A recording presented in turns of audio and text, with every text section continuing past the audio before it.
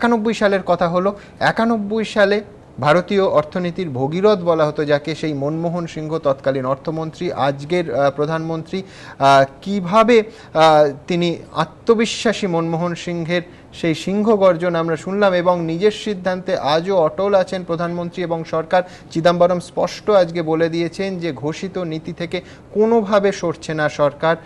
আমরা দেখব, পাশাপাশি দেখব রাজনীতির অঙ্কটা এই মুহূর্তে ঠিক কী পরিস্থিতি। যদি তৃণমূল কংগ্রেস মমতা বন্দ্যোপাধ্যায় সমর্থন তুলেও নেন, ঠিক কতটা ঝুঁকিতে এবং অনিশ্চয়তার মধ্যে পড়বে ইউপিএ 2, দেখব।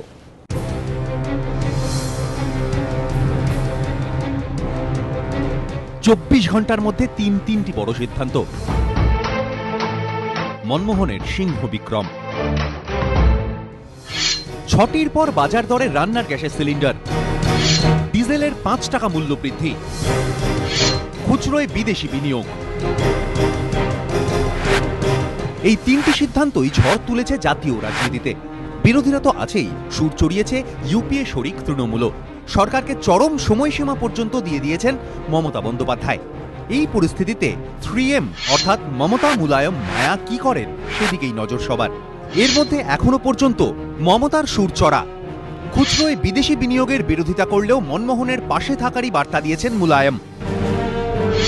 10ই অক্টোবর পর্যন্ত সময় দিয়েছেন মায়াবতী।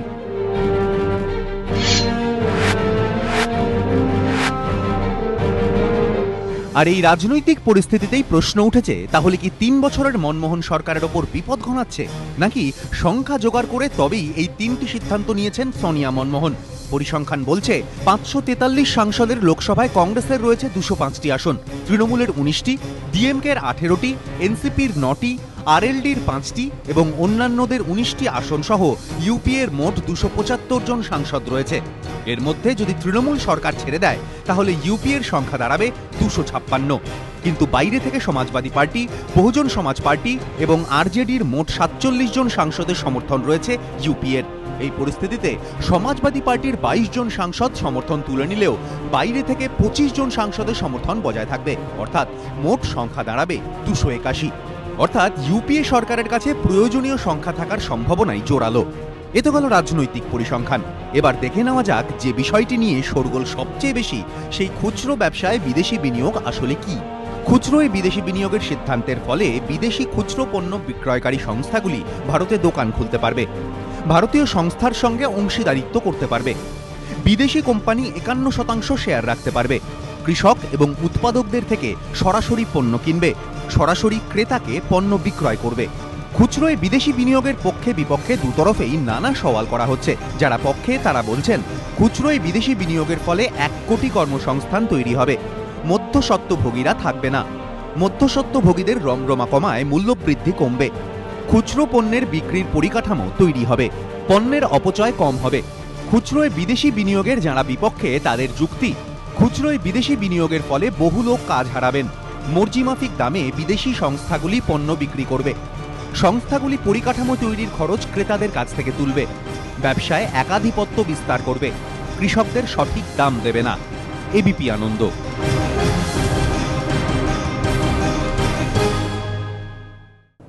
আজকের ভারতবর্ষের সমস্ত সংবাদপত্রে, বাংলা এবং ইংরেজি সংবাদপত্রে এ রাজ্যে এই বিজ্ঞাপনটি প্রকাশিত হয়। এই বিজ্ঞাপনটি পেট্রোলিয়াম এবং প্রাকৃতিক গ্যাস মন্ত্রক, ভারত সরকারের তরফে বিজ্ঞাপনটি প্রকাশিত হয়। 2টি অংশ আছে। এক হচ্ছে রাজ্যের পাঠ, সেটাও আমাদের এই আলোচনায় আসবে, কিন্তু আরেকটি অংশ আছে রান্নার গ্যাস সংক্রান্ত এবং সর্বসম্মত সিদ্ধান্ত সংক্রান্ত। সেই অংশটা আপনাদের পড়ে শোনাই।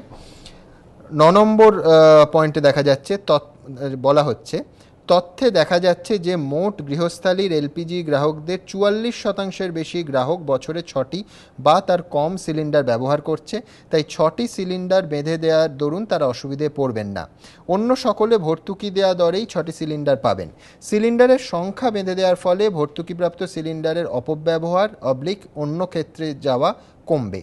এরপর খুব গুরুত্বপূর্ণ একটি বাক্য, সংসদের পেট্রোলিয়াম ও প্রাকৃতিক গ্যাস বিষয়ক সর্বদলীয় স্ট্যান্ডিং কমিটি সর্বসম্মতভাবে এই ব্যবস্থার সুপারিশ করে। এবার আসছি সর্বসম্মত বাক্যটার ইলাবোরেট করে সেখানে আমরা দেখতে পাচ্ছি একদিকে যেমন সিপিএম বিজেপির দল আছে, সেরকম আবার তৃণমূল কংগ্রেসের প্রতিনিধিও আছেন। প্রতিনিধি ডক্টর রত্না দে নাগ, তিনি এই কমিটির সদস্য এবং 11 সিটিংয়ে যেখানে এই বিষয়টি ফাইনালাইজড হয় এবং তারপরে এই কমিটি ভেঙে যায় এবং লোকসভায় জিনিসটা প্লেস হয় 3 তারিখ 3/8/2011, সেখানে রত্না দে নাগ তিনি প্রেজেন্ট ছিলেন। এই অ্যানেক্সচার 2-তে তার উল্লেখ আছে এবং নোট অফ ডিসেন্ট আমরা দেখছিলাম যে তৃণমূল কংগ্রেস যেহেতু রাজনৈতিকভাবে এটার বিরোধিতা করছে, বারবার বিরোধিতার কথা শোনা যাচ্ছে, আমরা ভেবেছিলাম যে রত্না দে নাগের কোনো নোট অফ ডিসেন্ট থাকবে, কিন্তু সেটা এই মুহূর্তে আমরা পাইনি। যেটা পেয়েছি সেটা একমাত্র সিপিএম সদস্য তপন কুমার সেনের নোট অফ ডিসেন্ট। সেই নোট অফ ডিসেন্ট শুদ্ধ এই কমিটির রিপোর্ট লোকসভায় পেশ হয় 3/8/2011-এ। মাননীয় সংসদ রত্না দে নাগের সঙ্গে এই নিয়ে আমরা কথা বলি। আমাদের প্রশ্ন ছিল যে আপনি এই কমিটির সদস্য এবং যেখানে কেন্দ্র সরকারের তরফ থেকে দাবি করা হচ্ছে, আমি আবার বাক্যটা পড়ছি, সংসদের পেট্রোলিয়াম এবং প্রাকৃতিক গ্যাস বিষয়ক সর্বদলীয় স্ট্যান্ডিং কমিটি, যে কমিটির মাননীয় রত্না দে নাগ সদস্যা, সর্বসম্মতভাবে এই ব্যবস্থার সুপারিশ করে। সর্বসম্মতভাবে কি করে এই ব্যবস্থা সুপারিশ করলেন মাননীয় রত্না দে নাগ, এটা আমরা জিজ্ঞেস করি। তিনি পরিষ্কার বলেন তিনি লিখিত নোট অফ ডিসেন্ট দেননি, তিনি মৌখিকভাবে এটার বিরোধিতা করেছিলেন। ঠিক কি বলেছেন আমাদের এই প্রশ্নের পরিপ্রেক্ষিতে মাননীয় সাংসদ শোনাবো। একদিন ডিসকাশন হয়েছিল যে চেয়ারম্যান বলছিলেন যে এরকম খুব সরকারকে ভর্তুকি দেওয়া হচ্ছে, দিতে হচ্ছে, তাহলে পরে তখন সবাই বললো তাহলে কি করে সম্ভব, করে ছাঁটাই করে সম্ভব। তো তখন কিছু ডিসিশন এরকম হয়নি সেদিন যে না কমাবেই, আমি বলেছিলাম এটা নয়, হয়তো লেখা হয়নি আমি কিছু। এটা কখন আমি মেনে নিতে পারি যে আমার 6টা গ্যাস দেবে বছরে। কিন্তু এটা কি আপনি তখন মিটিং এ প্রতিবাদ করেছিলেন? আমি কিছু বলেছিলাম, কিন্তু আপনি নোট অফ ডিসেন্ট দেননি কোনো। মানে এই সিদ্ধান্তের প্রতিবাদ জানিয়ে তপন সেন একটা নোট অফ, হয়তো কিছু উনি তখন আলোচনা হয়েছে, কারণ আলোচনার মাধ্যমে যেটা একদম কখনই যাবে এটা তো সেদিন ঠিক হয়নি। আপনাদের আবার জানিয়ে রাখি যে এই সংসদের পেট্রোলিয়াম এবং প্রাকৃতিক গ্যাস বিষয়ক সর্বদলীয় স্ট্যান্ডিং কমিটির মোট 31 জন সদস্য, 21 জন লোকসভার এবং 10 জন রাজ্যসভার সদস্যদের মধ্যে তপন কুমার সেন আছেন, সিপিআইএম নেতা। তপনবাবুর সঙ্গে এই নিয়ে আমরা কথা বলি। তার নোট অফ ডিসেন্ট সমেত লোকসভায় এটা প্লেসড হয়। আপনাদের তারিখটাও কিছুক্ষণ আগে বললাম, 3/8/2011। দেখবো তপনবাবু ঠিক কি বলেছেন। একমাত্র আমারই নোট অফ ডিসেন্ট ছিল, আর কারো ছিল না। টিএমসি থেকে কে ছিলেন তখন কমিটিতে?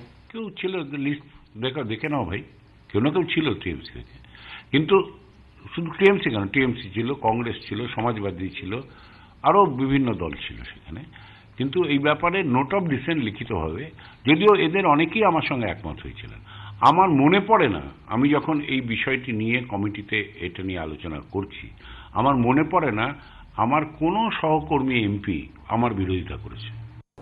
আমি ওমপ্রকাশ মিশ্রের কাছে যাব। কংগ্রেস নেতা ওমপ্রকাশ মিশ্র আমাদের সঙ্গে এই আলোচনায় যোগ দিয়েছেন। ওমপ্রকাশের দুটো অংশ, এক হচ্ছে যে তৃণমূল কংগ্রেস সাংসদ যেরকম দাবি করছেন যে তার আপত্তি ছিল, তিনি ভার্বালি বলেছেন, সেক্ষেত্রে কি করে আজকে বিজ্ঞাপনে সেটা বেরোলো যে সর্বসম্মতভাবে এই ব্যবস্থার সুপারিশ করে।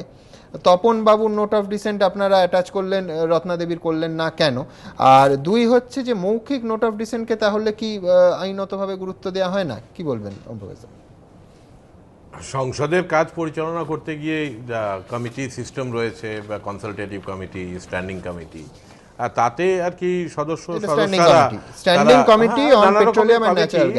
তাতে যে কাজ, সেই কাজটাকে সিরিয়াসলি সবার নেওয়া উচিত। আমার তো যতদূর আমি জানি তৃণমূল কংগ্রেসের সদস্যরা কাজটাকে খুব একটা গুরুত্ব সহকারে নেন না, এবং তার জন্যই আজকে তাদের একজন সদস্য বলছেন যে তিনি মৌখিকভাবে আপত্তি করেছিলেন। মৌখিকভাবে আপত্তি বলে কিছু হয় না।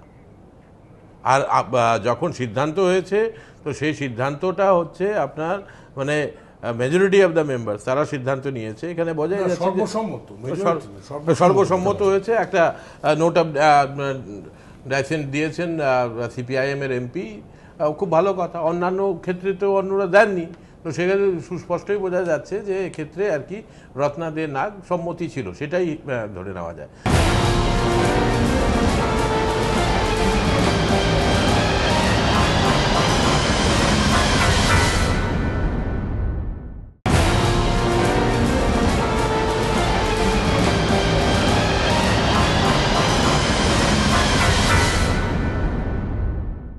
আমি একটু সার্বিকভাবে বলি যে যেটা অবশ্যম্ভাবী ছিল সেটা সম্ভবপর হয়েছে, যেটা প্রয়োজনীয় ছিল, যেটা বাস্তবিকতার উপর ভিত্তি করে দাঁড়ানো অর্থনৈতিক যুক্তি, সেটা আজকে মনমোহন সিং সরকার তারা স্থির করেছেন, সেই দিকে এগিয়ে যাবেন।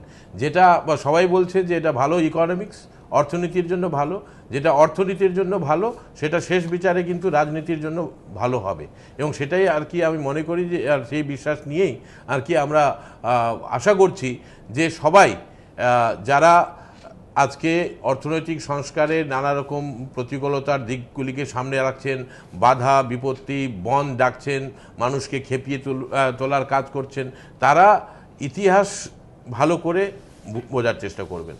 আমি যখন যাদবপুর বিশ্ববিদ্যালয়ে অধ্যাপনায় দান দিয়েছিলাম 1987 সালে, আমার ঘরের সামনে থেকে সিপিএমের কর্মী সংগঠনে তাদের মিছিল যাচ্ছিল কম্পিউটারের বিরুদ্ধে। পরবর্তীতে আমরা দেখেছি যে যখন টেলিকমিউনিকেশন রিভলিউশন আসলো ভারতবর্ষে এবং মোবাইলের কনটেক্সটে, তখন অনেকে ব্যঙ্গ বিদ্রুপ করতেন এবং অনেককেই আর কি মোবাইলটা লুকিয়ে রাখতে হতো। আজকে 90 কোটি মোবাইল ভারতবর্ষে রয়েছে। আগামী দিনের কথা ভেবে পদক্ষেপ নিতে হবে।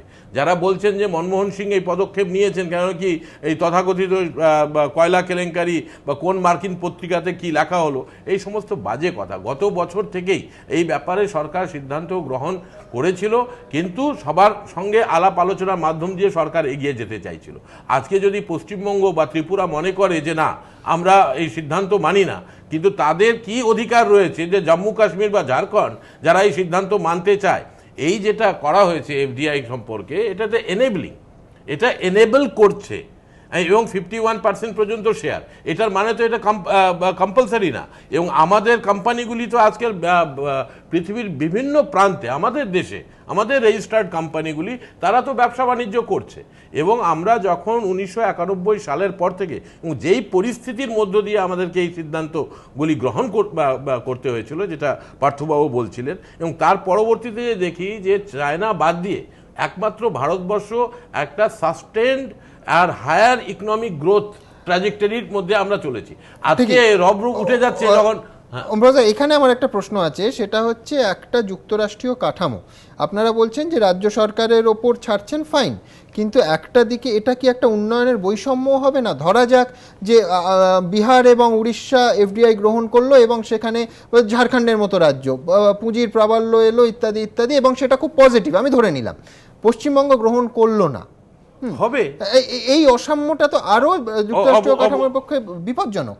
ভারতবর্ষের ফার্স্ট 5 ইয়ার প্ল্যান থেকে শুরু করে সমস্ত জায়গায় যে রিজনাল ইমব্যালেন্সটাকে দূর করার একটা পরিকল্পনা আমাদের দেশে আছে। এই পশ্চিমবঙ্গের আজকে আমাদের অবস্থাটা এত খারাপ কেন হয়েছে? কারণ কি বামফ্রন্ট সরকার কোনো রকমভাবে এই যে বাঁকুড়া হোক বা পুরুলিয়া হোক বা উত্তরবঙ্গে এখানে কোনো শিল্প স্থাপন করবার ব্যাপারে আগ্রহ দেখায়নি, তাই জন্য রিজনাল ইমব্যালেন্স হয়েছে।